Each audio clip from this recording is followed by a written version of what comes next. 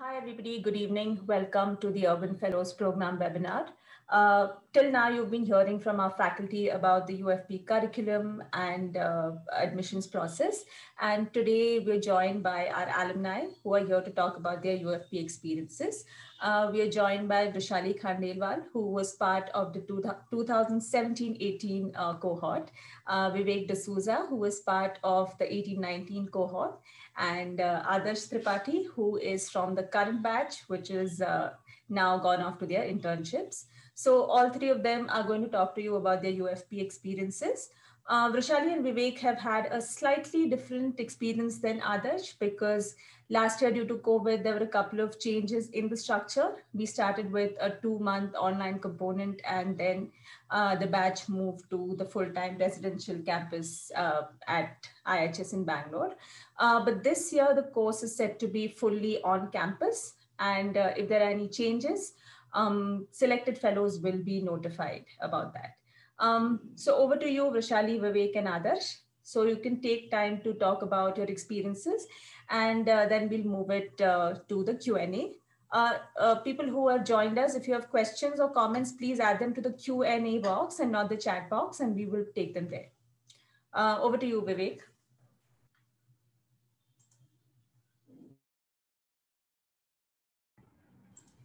Yeah, good evening, everyone. Thanks for joining the webinar today on student experiences regarding the Urban Fellows program.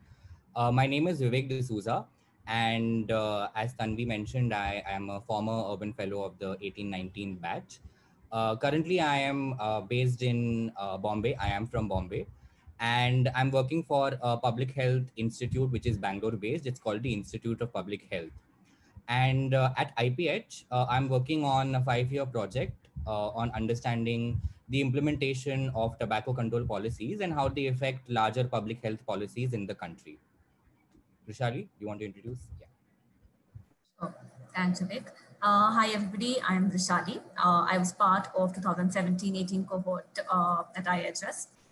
Currently, I am based out of Delhi. I work with Ernst Young Private Limited, and I am part of the urban government consulting team over there. So as part of the team, we work with various state governments, municipalities, central government regulatory bodies to ensure that the various policies, design and implementation of urban policies particularly happen in a streamlined fashion. Currently, I'm working on a project with Bureau of Indian Standards where we are trying to redesign the building bylaws, and we're also working with the government of Punjab to implement the Jal Jeevan mission that's there in the state. Looking forward to engage with all of you. Over to you, Adarsh. Good evening, everyone. I'm Adarsh.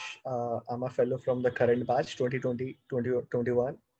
And prior joining to UFP, I was working as a state government consultant to government of Madhya Pradesh. And like I just joined UFP during the pandemic year, so I have a really different experience. And I just like I'll share my experience with you like as we move forward.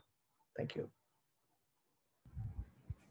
So I think one of the reasons for me personally why I joined the Urban Fellows program was because of my interest in something very interdisciplinary outside of my academic training.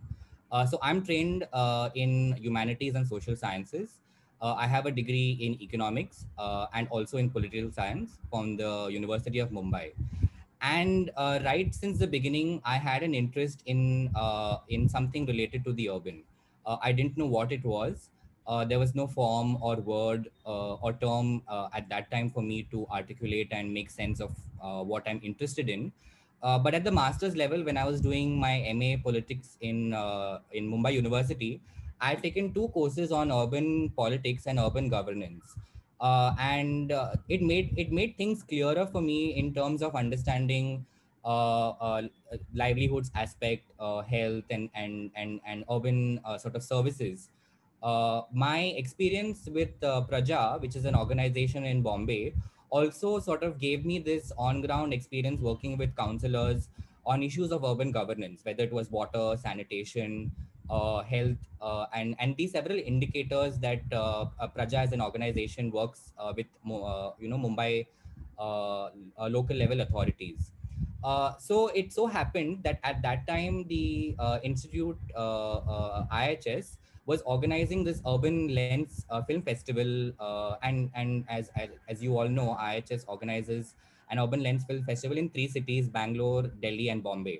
So in Bombay, I happened to attend this at Godrej India Culture Lab, and the entire experience, the Urban Lens Film Festival, on how media and using visual arts to explain and portray and address urban issues really captivated me. I was lucky because at that instance, some members of the IHS team had also come to talk about the fellowship, and which sort of encouraged me to go on the website, and then it led me to believe that yes, this is the kind of right fit for me. So the reason I applied for this fellowship, because it perfectly aligned with my intended interests at that time, my curiosity for to understand more on what urban issues are really about. So yeah, that was the reason why I had applied. Vishali? Sure. So addressing the why question on why we joined our UFP. So there are definitely a lot of reasons for most of us to get into. Some of us were looking at vocabulary to engage with the urban. Some of us were more in terms of thinking whether to go from a generalist consulting to a specialist consulting. And some of us just wanted a break, a reflection to just understand what we're really doing, where we are in our career, and how do we want to change our practice moving forward. So for me, more personally, I had, so like Vivek, I academically trained myself in development studies from St. James University in Bangalore. And post that, I was working with one of the state governments on various issues. And what I found during my work experience was that I had no particular vocabulary to engage with the urban. I didn't know whether the solutions that were being proposed was something which was going to lead the desired impact that we wanted all the time. And even when we were trying to understand design solutions, there are certain assumptions and limitations that we work with, and that is where I found myself handicapped to understand of where are we saying that this solution is perfect up to this particular extent. So for me, IHS was more. I was looking at IHS more at a space which would allow me to sit back and understand what I've been doing, and then of course fine tune my work further. So that is where I came in and joined at IHS, understanding that there has to be a particular combination of research and practice that was there with IHS that could enable you to, to get to academics and then come back on the ground and then understand and engage more with your work. So I found that was quite that was always there with Institute. So that's my reason of joining IHS. Adarsh, do you want to address the right Okay, question? so for me, I am actually trained as a planner, and after completing my graduate studies, I directly started working with the government, and I was posted in Bundelkhand region, which is like one of most underdeveloped region across the nation. So I was working with government, and like I thought there were many things which could be easily resolved, but uh, while working with bureaucratic system, and I actually was exposed to a lot of things. Though I knew, okay, these things exist, but what I did not know ki how do I manage at least or develop my practice, which may be helpful to like at least resolve some of the challenges which are on ground or in the system or in the like state capacities. So I just try to learn from different places. I try to enroll in some online courses, joined some webinars, met many people, and then I just stumbled upon a few of faculties of IHS and their videos available, like their public lectures on some different topics. So I just started following them, and a few of my seniors also joined UFP program in like earlier batches. So I discussed with them, okay, this is how this is the like problem that I'm struggling with, and I just want to get a hold of uh, the challenges that I'm facing and how I can take like a step towards resolving at least making a dent in the system. So like they suggested to just go for this, join the program and try to discuss it with the faculties that like you just got like a good hold of that thing. So just ask them exactly where the problem lies, and this is why I try to apply for it. And when I reached, so I actually got a few answers, and a few more new questions which are in my mind. So I would try further from practice to understand these questions and work on them. Yeah, I think Vrashali and Adarsh have both emphasized on the research as well as practice component, coming from their own experience as well as, the fellowship experience, enhancing it. And that is also something that I would also like to reiterate, because interdisciplinarity is something that this fellowship really focuses on, and that is reflected in the core sort of modules as well as the electives. For me personally, as somebody trained in social sciences, I was really nervous at one point as to what I will learn, but also excited because there were some of the modules, especially in the core papers, that were really new to me. I had no, I neither had a background nor an understanding. And during the fellowship, the course of the fellowship, it was initially a struggle to understand, urban planning terms and very mathematical sort of terminology and the way you look at things. I'm sure others as a planner will agree to a very sort of set things that planners, urban planners and urban designers sort of use, and things like that.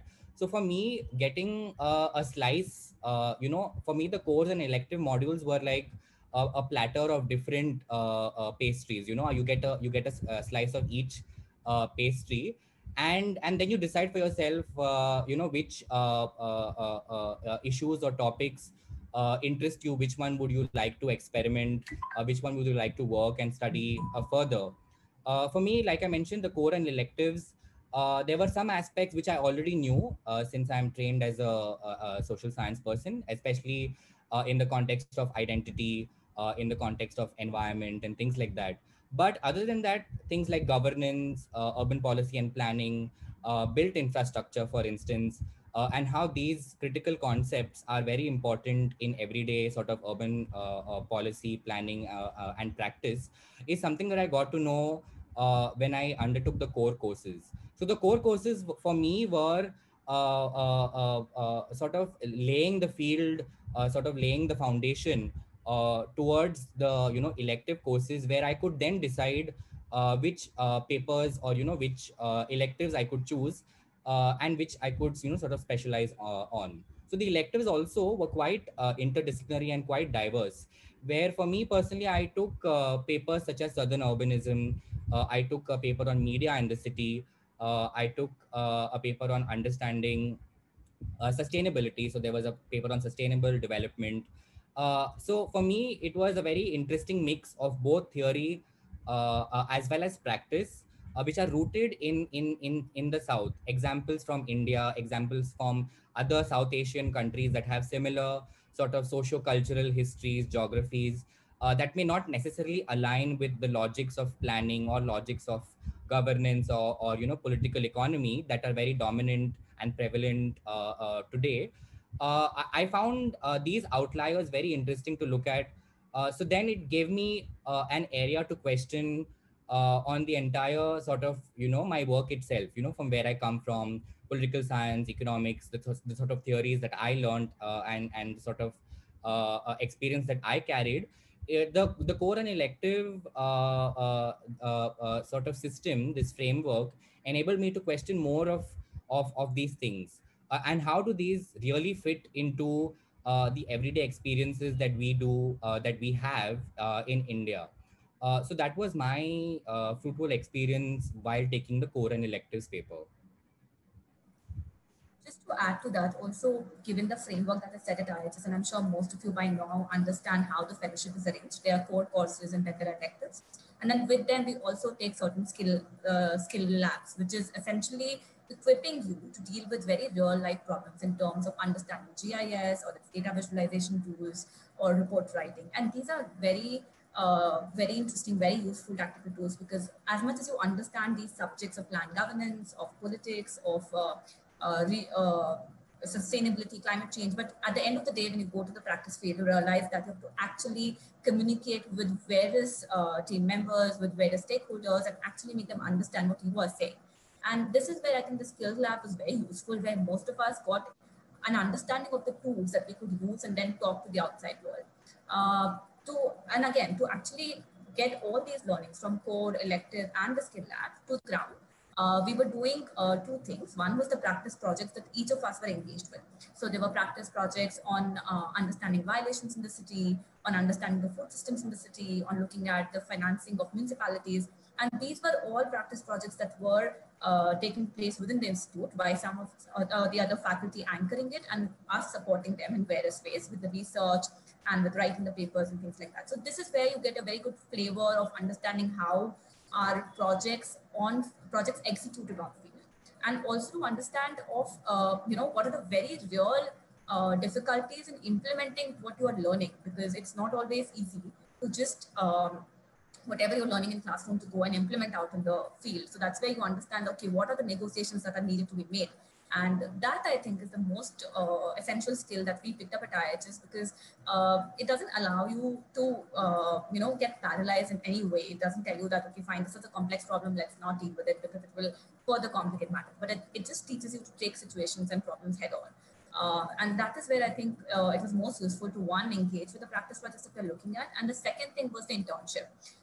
So at the end of the fellowship, each of the fellow get engaged with an organization. It could be a think tank, it could be a consultancy, it could be a research institute, anything. And then you give yours 2 months to the project. So from my personal experience, I was engaged with CBRE, that's a consulting firm in Bombay, where I was looking at a model which would basically allow private developers to engage in Pradhan Mantri Awas Yojana. So looking at the question whether private developers have a scope in investing in Pradhan Mantri Awas Yojana, and then trying to make sense of the entire gambit of what levels of engagement is necessary. Do we want private developers to come in the first place or not? If not, then how do you convince the private developers and the consultancy firm saying that there's not a business case for it? So actually going forward, it allows you to, then again, I'll come back to the point of gives you that language, gives you the tool to talk about what your ideas are and then implement it on the ground. So that was the internship experience that that all of us had at the end of the fellowship. And there's another very interesting thing that happens in the time of fellowship is the exposure with it. And Vivek can tell you more about it, because all of us have gone to different cities to understand what the city journeys are like. So for instance, when it was during our cohort, we specifically Bombay and we went to Amravati. Amravati was particularly interesting because it was a city in making.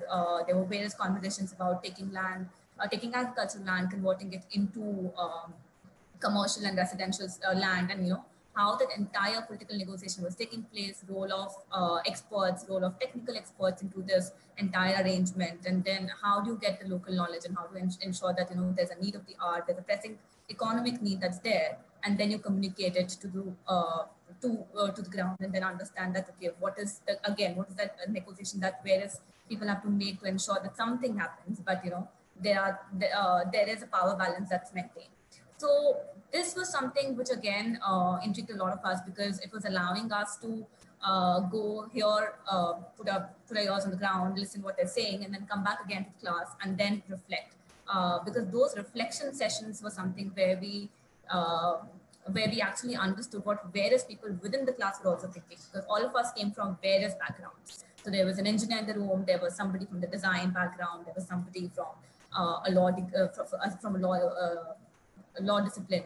And then what are the various viewpoints? Because over there, when you see the conflict, it's where you recognize that it's not difficult to come to consensus. It's not difficult to solve problems. And that space, I think, what I had just created was very unique in itself, because this is not something that a lot of institutes are able to create. Particularly in our year, I remember that also when we went to Mumbai, there was this entire debate on the rental policy, on how we should look at the urban city act. And there were conversations on both sides of it. So just engaging with peers who are coming from various disciplinary backgrounds, and then with the subtext that is going throughout the fellowship, because the fellowship definitely talks a language during the entire 9-month course on how should urban development be, what lens we need to look at urban development. So that really comes out very interesting. Adarsh, you want to add your experience? Yeah, obviously.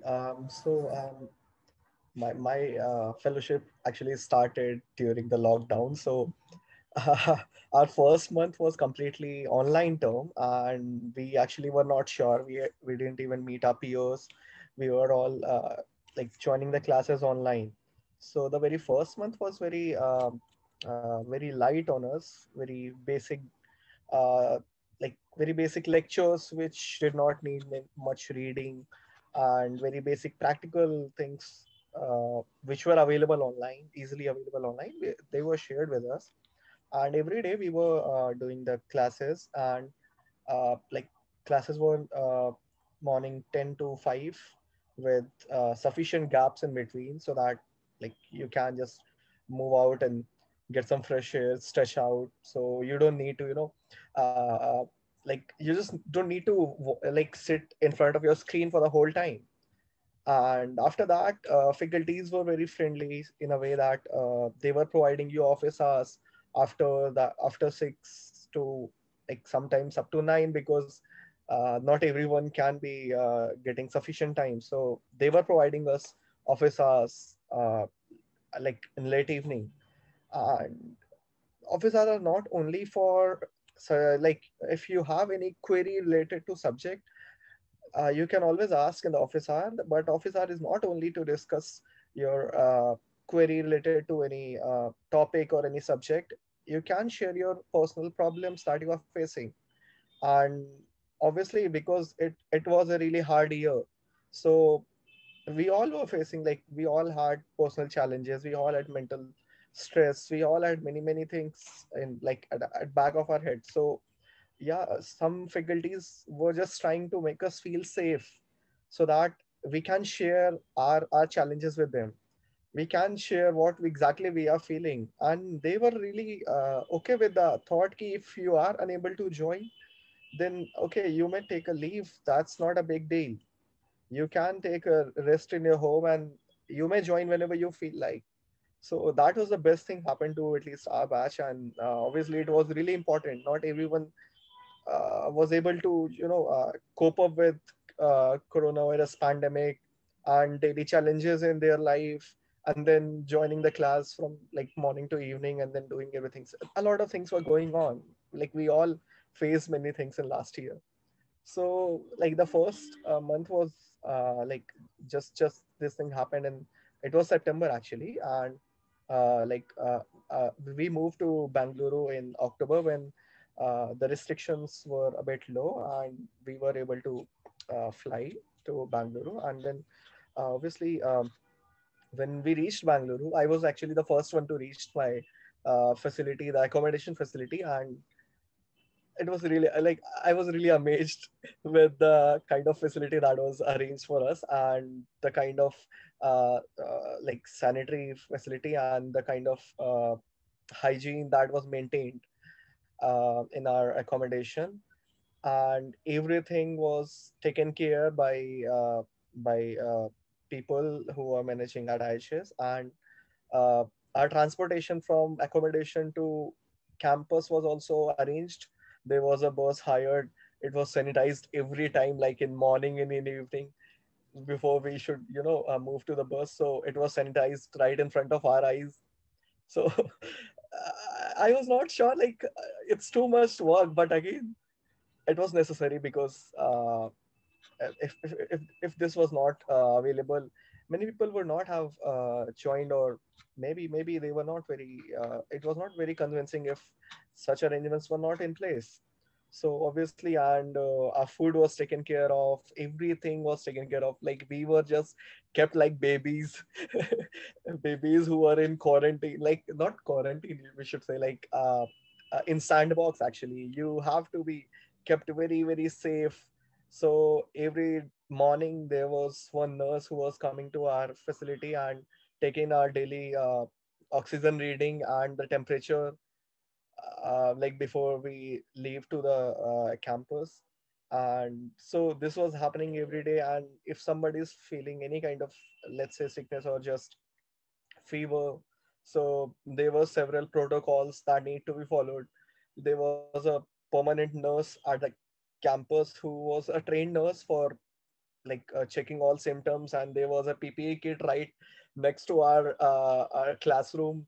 and space, separate space, where if you feel you are not like feeling comfortable, or there is, I'm not sure how to express, like if you are not feeling comfortable, that's the best word.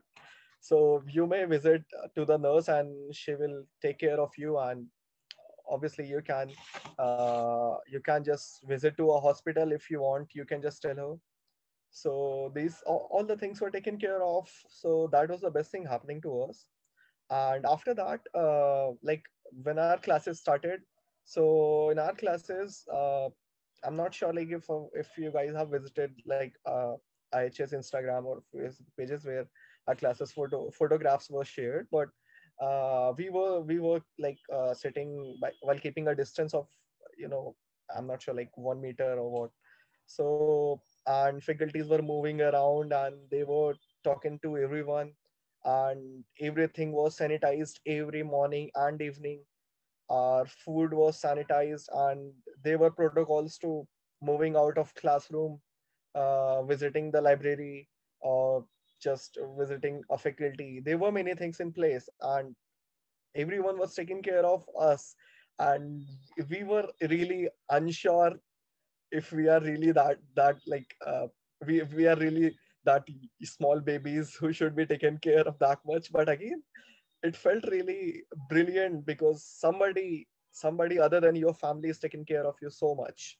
And faculties were always there, like around the clock. You can just call them, they were just one call away if you have any problem in your accommodation place, or in college or anywhere, if you are facing any problems.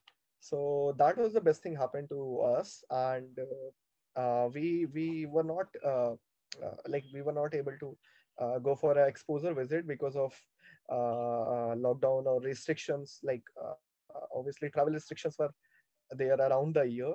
So but we went for some practica assignments in our nearby localities. So we actually were exposed to the power dynamics for like in a locality. While I was working, like my group was working understanding the power dynamics in a locality which is Sadashiv Nagar. The Sadashiv Nagar locality is quite prominent in Karnataka because uh, like previous CMs and current CMs also live in that locality, and also common people like us live within the same locality. So the contestations of getting your voice, or the kind of challenges that a common man faces for the development of city, or the aspirations that person have, how they are challenged and how these things work out.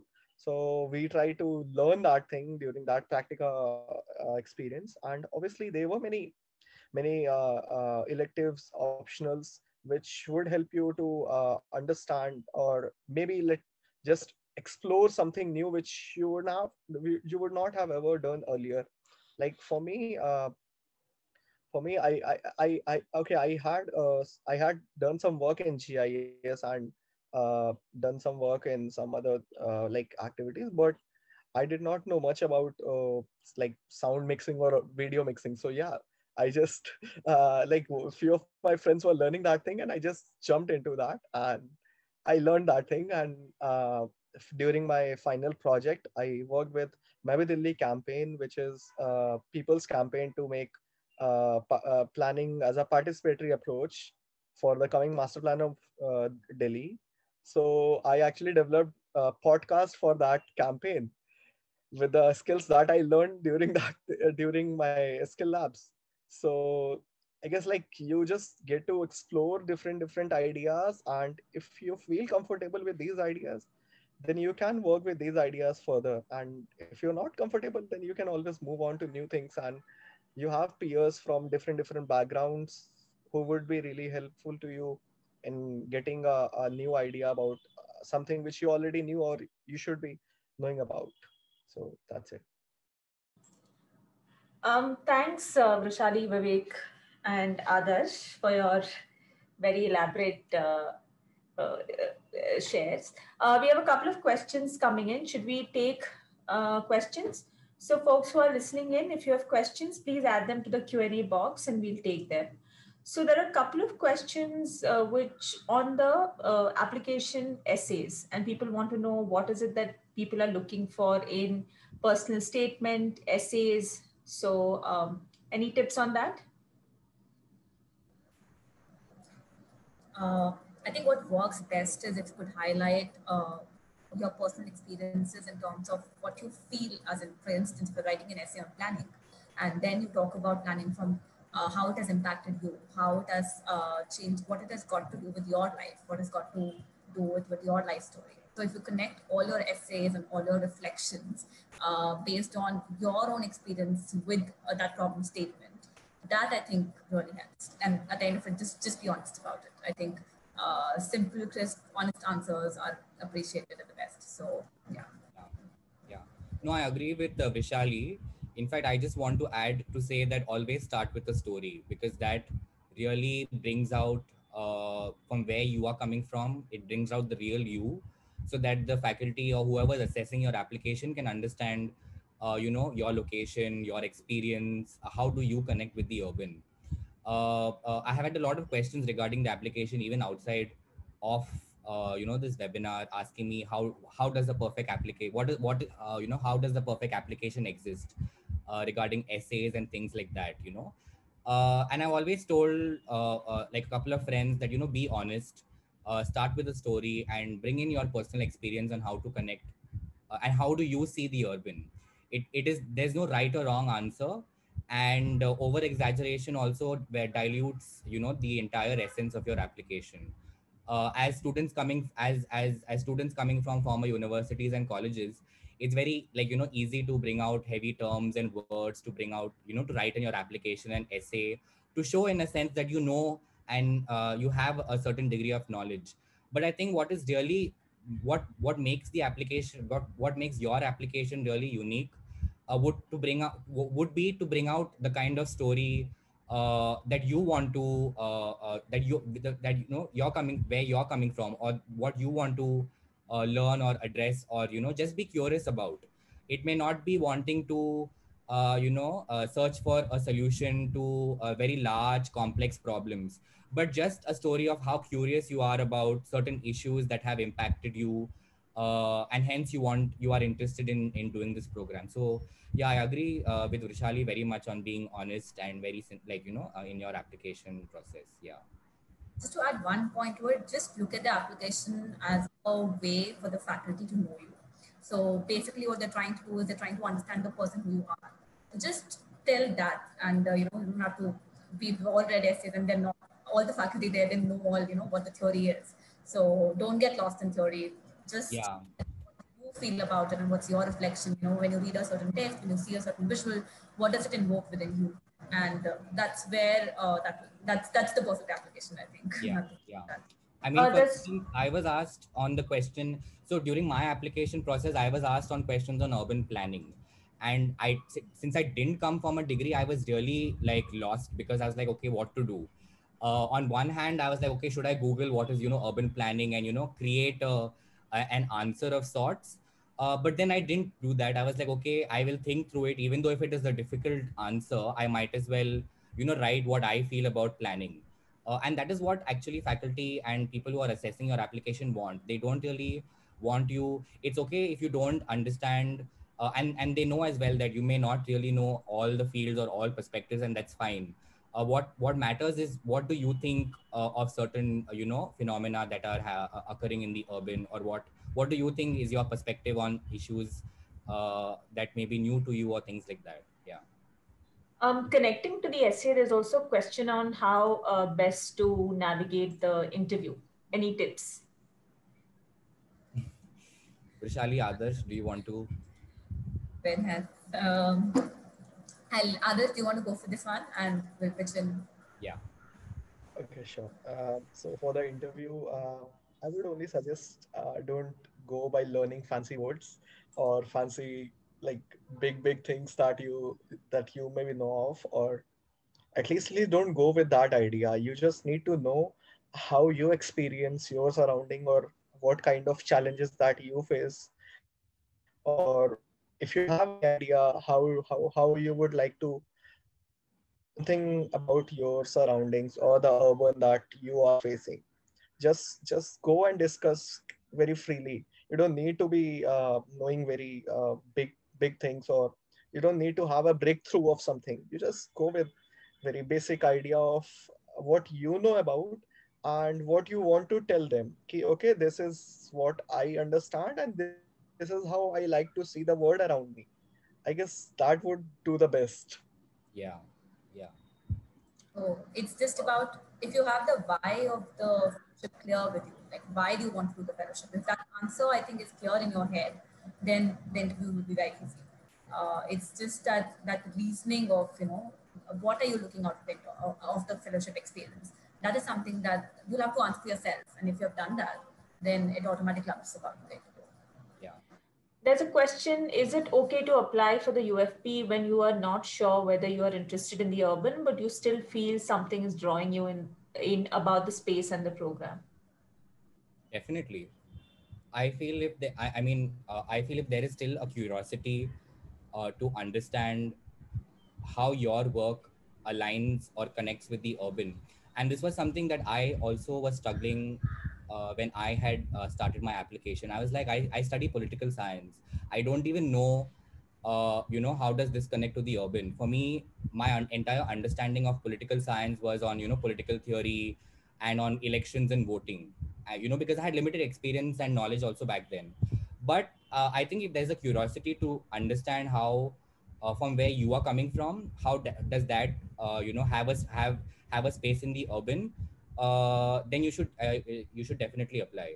I mean, in my batch, I have your friends who are from coming from engineering background, software designing, which one may think has no relation to the urban at all, but in a conventional sense. But after meeting and getting to know and making friends with them, getting to know their perspectives, their backgrounds, what work they've done in the past, their passions and their curiosities in the urban, I think through the entire sort of classes and discussion, peer learning, it made me realize that wow, the urban is a really vast field, and anyone and everyone can claim it for themselves. So definitely do apply if you think you have this curiosity that okay, somewhere you want to learn something. It may not be in the field that you are currently studying or want to pursue later, but definitely the fellowship gives you a chance to think about these things more. Yeah. Yeah. And there are two things to look at it. One is definitely the questions of the urban.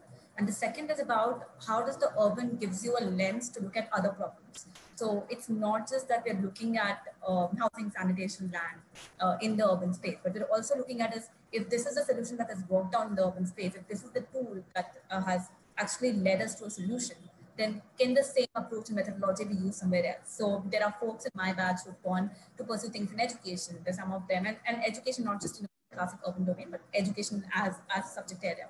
So that is really it just empowers you with a lot of other ways of thinking. I feel, which is applicable across domains. So yeah, urban definitely hangs out as a hinge, but it is. Yeah. Yeah. There's a question on opportunities after the UFP. Vrashali, Vivek. Um, So there, it just depends so much on what you want to do. I feel you can. So from my personal journey, I came from a government consulting background. I stepped back into government consulting, but again with a different lens. Of course, I wanted to move from generalist to specialist. So there's always a trajectory, always a shift that you'll notice in the journeys of the fellows that has happened after the fellowship. After the fellowship. So there are people who have gone, who have come from think tanks, who have gone to classic practice institutes. People who have come from practice, gone into research. So there are all kind of shifts that have happened, but it just opens you. I'm just trying to like encapsulate all that people have done, and it's so difficult because they've gone to pursue. There's a friend who's doing her own her own house. She's trying to bring in sustainability aspects in the ways of her architectural style. So that's one kind of practice project that she's looking at. There's another the people who have gone off to pursue further research studies. There are people who are engaging with a particular research topic and looking at it. So it's just very wide. Vivek, I need to just sum it up from your end. Yeah. No, I think the peer learning as well as the faculty student kind of rapport that exists in IHS. So we also, in my batch, we used to have a lot of office hours where we used to talk about opportunities and what we want to do, what we are confused in. It may not again be related to the fellowship or the course. Because over a period of time, your faculty become your friends, and then you get to talk about what you wish to do in life, which career path you want to follow, which career path you are still sort of thinking twice. And I think this sort of culture, as well as the IHS research and practice community that is built so strong over the years, has made it possible that after the fellowship there are opportunities for you to check for organizations or places that you want to work with. So I know at the back of my mind that people in my batch and also my seniors have worked across all sectors, whether it's development sector, whether they've gone back to consultancy, urban planning, or even political life. It's like the opportunity is definitely there. As a person like myself, like I said at the very start of the interview, I come from a social science and humanities background, and right now I'm in a public health institution, which is very like public health, epidemiological, biomedical centric. And for somebody like me who didn't have that kind of background initially, I think this fellowship really gave me the opportunity to apply for an organization like this and use whatever I learned to be able to put in practice and also analyze policy, work with data sets and things like that in the public health space. So yes, there's definitely opportunities beyond the fellowship as well. Yeah. Also, Yeah, a look at the connected support system. question. Yeah, sorry, Sorry, just Vrashali. There was a yeah. connected question Okay. also asking about how lucrative are the opportunities after Yeah. the So fellowship. yeah. So no, Others, just to you add to what Vivek was yeah. saying, because in terms of the support system that you get at IHS, one is definitely what skills you get out of the fellowship, and how are you approaching it. The other is also the people who are connected with IHS, and that network is vast. So for anybody to leverage onto that network, I think there are huge possibilities. It's just about how you leverage that network. So that's there. In terms of lucrative, I don't know how what lucrative gets defined here, because it depends on if you're looking at the money aspect of it, or you're looking at how much impact it created. So there are various definitions of it, but it is comparable to what people get in various fellowships. So there's like, it just adds on to that value that you're looking at. So definitely, I don't know if I can put a number on it, but they're solid enough for us to Yeah. live our lives comfortably. I think as far as I don't know. I mean, I'll let Adarsh also speak because he's currently interning right now, so he will have the best of the knowledge. But I think as far as lucrative is concerned, while there is an understanding that conventional fields like consultancy and urban planning and architecture, these are very high paying jobs. I think in a sense that shouldn't really deter applicants or people who come from other backgrounds. Because I also know that people who come from social science, humanities, or having an engineering or a degree outside of these high paying jobs, they have managed to secure job opportunities in these places, because even lucrative sort of job places are looking for people who come from an interdisciplinary background, who look at issues of, let's say, housing and development, not necessarily from an architectural planning perspective only, but also from a equity angle, a human rights angle, a basic services sort of an angle. So they're always looking for people who come from these specializations. So I think as far as lucrative is concerned, I'm not too sure, but yeah, I mean it's these doors are open for you to also apply regardless of your background once you complete the fellowship. Others, do you want to share your internship Sure. experience? Hi, am I audible now?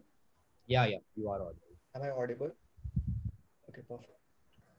So, during my internship, actually, a few of my batchmates did not have any kind of background in, let's say, social sciences or architecture or planning or consultancy or anything. Like one of my batchmate had bachelor's in physics, and another batchmate had bachelor's in literature, English literature.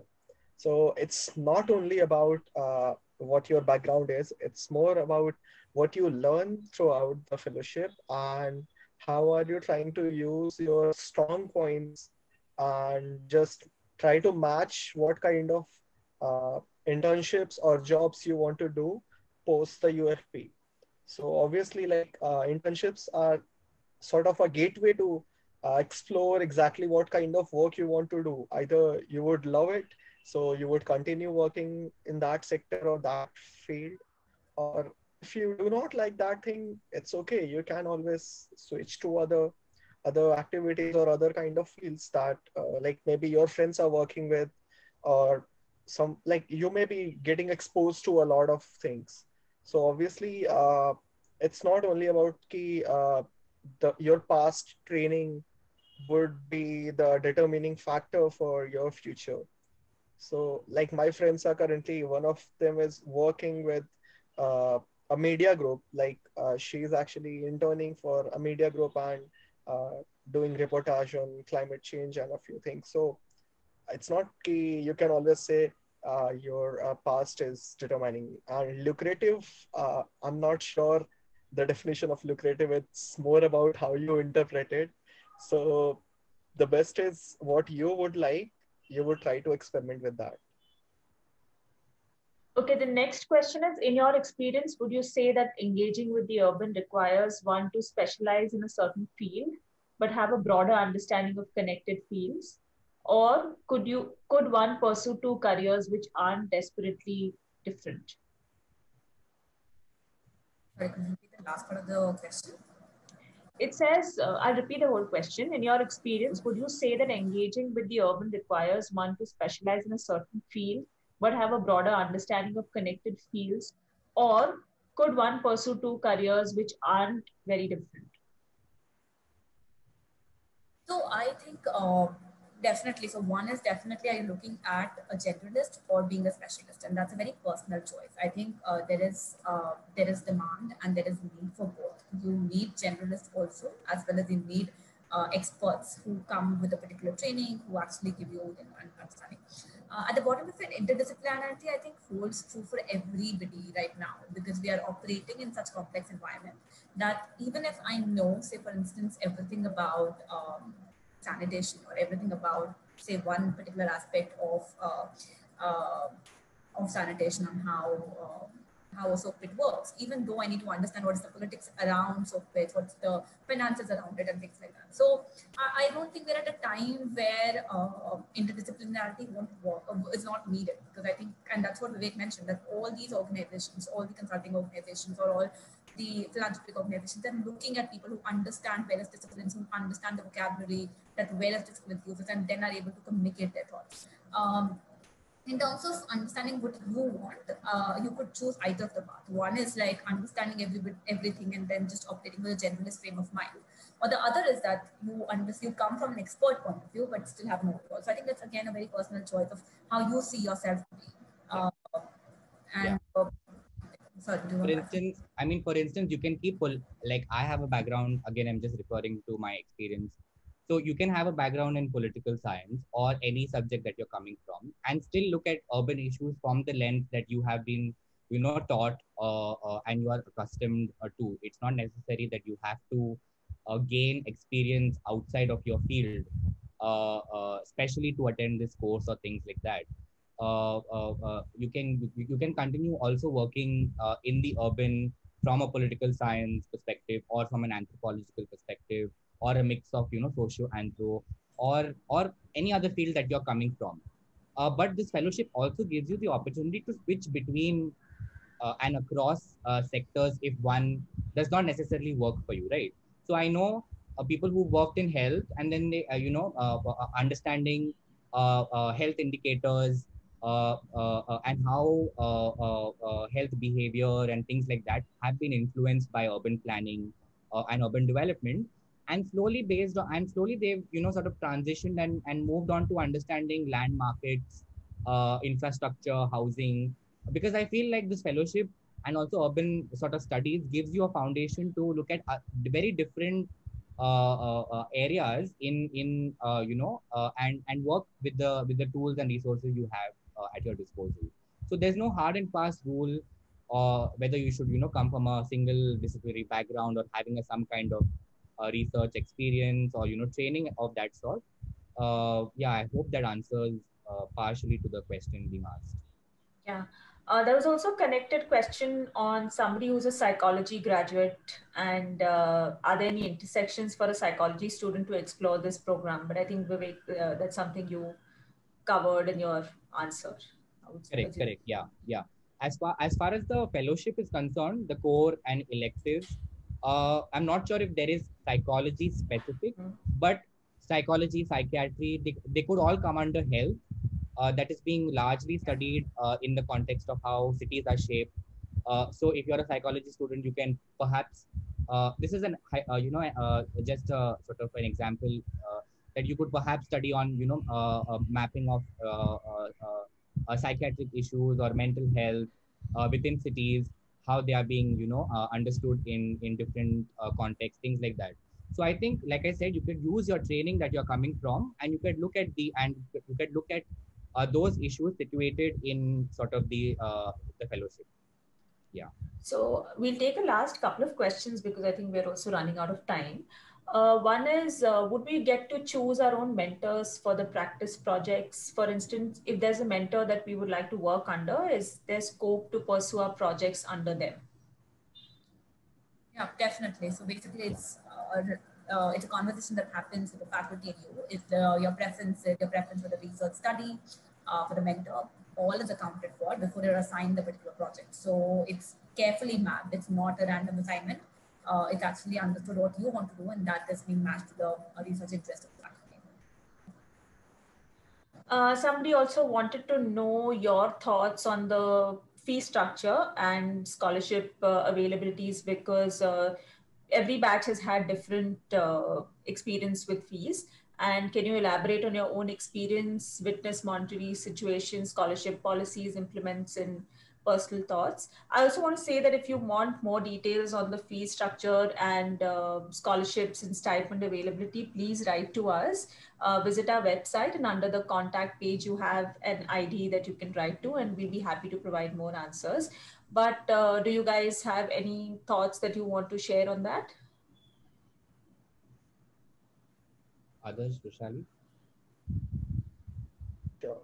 So I would say fee structure is not that, like, it's quite flexible. Like, there are scholarship option available, and it's need based. So you have to build a strong case, why you should be provided, or like you should be awarded the scholarship.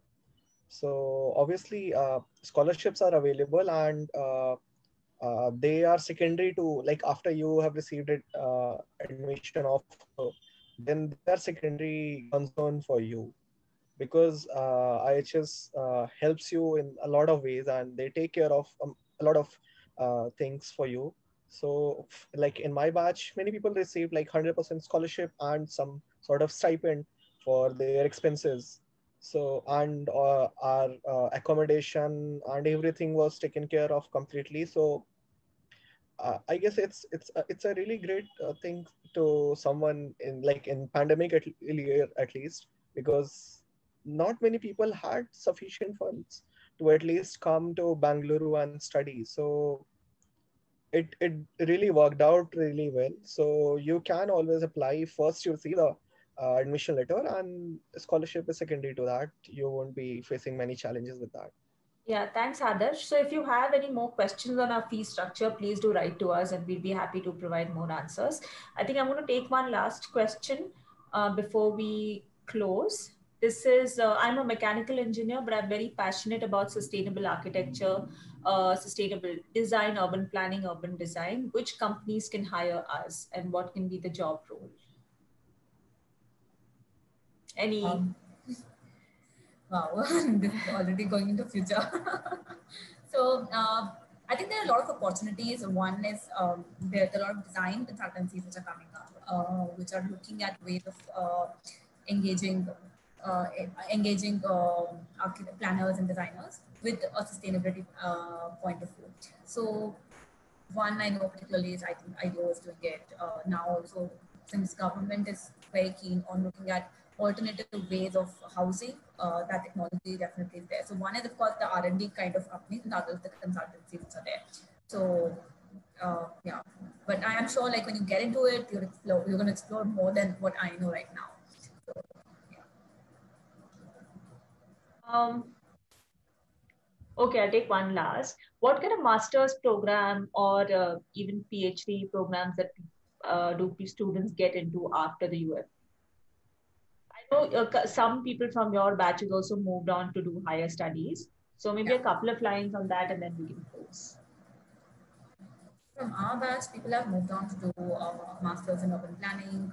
There were also people who are doing a masters in geography as a major, and then there's somebody who's doing PhD. Definitely, there's the people who are pursuing informal labor as the PhD topic. Then yeah, but so it's actually again very vast in terms of social studies. Within the discipline of social studies, they're just all across. But that's what I was saying, that you can come from a discipline and you can try and stick to that discipline in your PhD or your practice, or you can actually take a shift. So it doesn't really depend of where you are coming from. The choice is all yours. Either you link it up or you actually ensure that you're taking learnings from one particular discipline and then putting them into the other one. So, yeah. Thank you, Vrashali, Vivek, and Adarsh for being here and sharing your experiences. And thank you for everybody who came and asked questions. We have a final webinar which is coming up on Tuesday. So if you have any last minute questions on the UFP structure, curriculum, or the admissions process, form, anything that you would like to know, please join that. And please do submit well in time. So thank you, everybody. Have a good evening. Thank you. Roshali, Vivek, and Adarsh.